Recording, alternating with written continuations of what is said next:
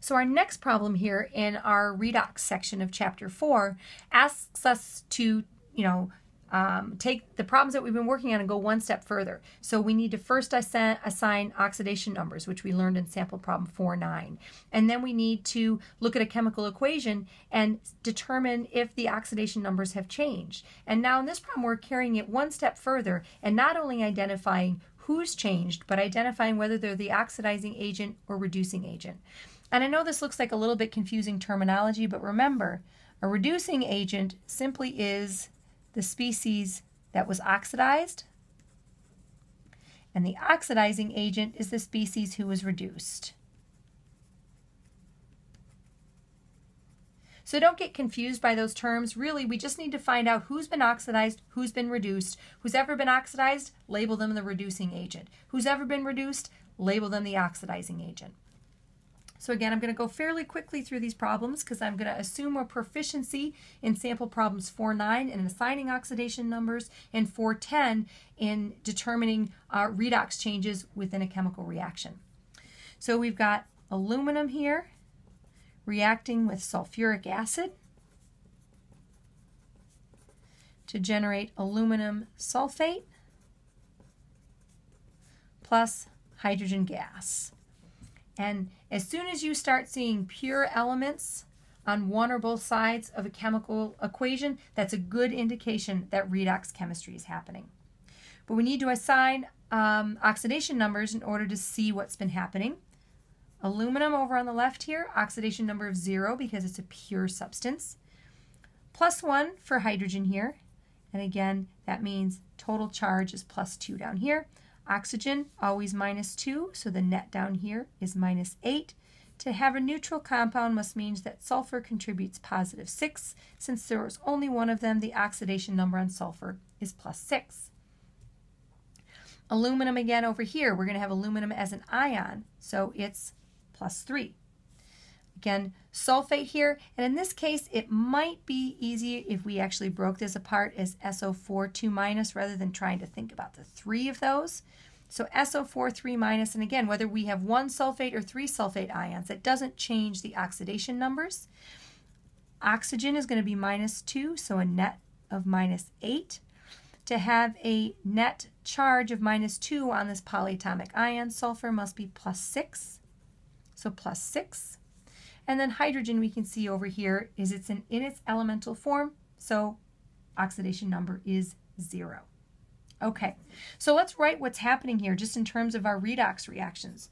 We've got aluminum going from its elemental state to aluminum 3+.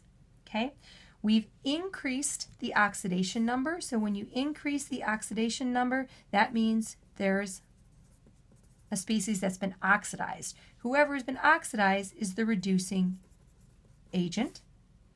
And then we have hydrogen, right? Hydrogen is the other species that's changing its oxidation number. The oxygen and the sulfur from sulfate do not change their oxidation number. So we have hydrogen that went from H+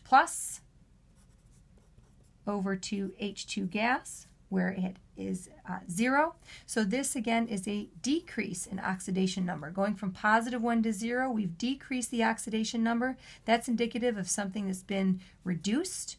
So this again is the oxidizing agent. So don't get stymied by seeing the fact that it's asking for oxidizing agent or reducing agent. Just reword the question. Identify who's been reduced and who's been oxidized. Okay? All right, let's work through B. B has lead oxide reacting with carbon monoxide to give us elemental lead plus carbon dioxide. Should be pretty obvious that this is a redox reaction. Okay, we've changed the number of oxygens with carbon and we went to an elemental form of lead. So lead went from 2+ to elemental. Carbon went from 2+ to 4+. And I know I went through those oxidation numbers pretty quickly, but we want to get to the point where they're fairly easy to see so that we can start answering more important questions. All right, so what happened here is we had lead going from 2+ to elemental. So again, This is a reduction in our oxidation number. So we have a species who's been reduced, so this is our oxidizing agent. And on the flip side of that, we have carbon. Carbon went from a 2+ oxidation state to a 4+ oxidation state. That's an increase in oxidation number. That's an indication that something has been oxidized, which means it is the reducing agent. All right, last one here. Okay, we've got two hydrogens reacting with molecular oxygen to give water. Just as a side note, this is the chemistry that happens with a hydrogen fuel cell. So when they talk about hydrogen fuel cell cars and how clean and efficient they are, that's because they oxidize or combust hydrogen gas to generate energy. So the only byproduct of that is water vapor. Pretty cool, huh? Well, anyways, back to the problem.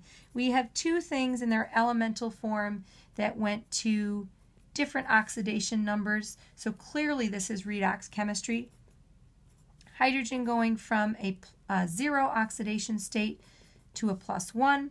We've increased the oxidation number. Increasing the oxidation number means that this species has been oxidized, so it is the reducing agent. And then taking oxygen, and oxygen again going from its elemental stage, so oxidation of number of 0 to 2-, we have reduced the oxidation number, so that means that that species is reduced. It is the oxidizing agent.